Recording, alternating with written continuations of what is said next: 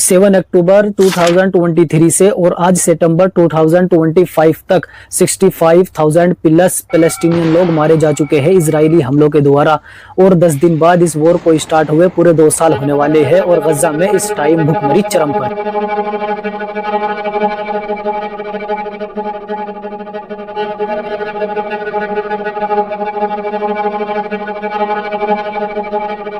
तो कुछ लोग इस चीज पर सोशल मीडिया पर बहस करते हैं कि मिडिल ईस्ट में इतनी पावरफुल कंट्रीज है लाइक सऊदी अरबिया, कतर और ईरान, ये कंट्रीज पैलेस्टीनियन लोगों की क्यों नहीं हेल्प करते और इजराइल के इस जेनोसाइड के खिलाफ क्यों नहीं बोलते। तो दोस्तों, इसका इतिहास बहुत पुराना है और इस वीडियो में मैं आपको इसके इतिहास ही के बारे में समझाने वाला।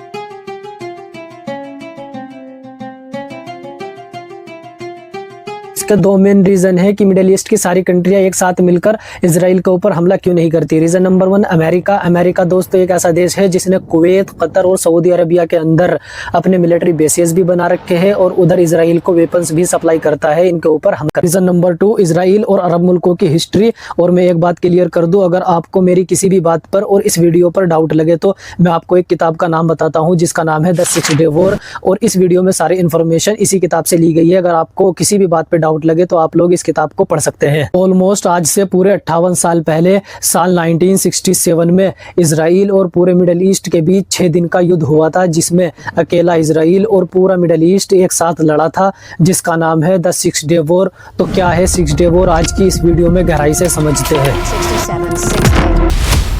पर देखोगे तो बीच में इजराइल और साइड में इजिप्ट और दूसरी साइड में जॉर्डन और पीछे थोड़ा जाओगे तो सीरिया है।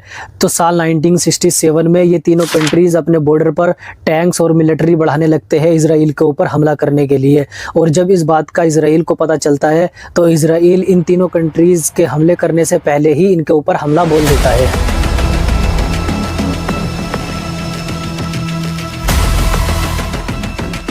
तो 5 जून 1967 में इजराइल के 200 से भी ज़्यादा फाइटर जेट हवा में उड़ान भरते हैं और इजिप्ट, जॉर्डन, सीरिया इन तीनों देशों के ऊपर एयर स्ट्राइक शुरू कर देते हैं। ये लड़ाई 6 दिन तक चलती है, इसीलिए इसका नाम 6 डे वॉर पड़ा।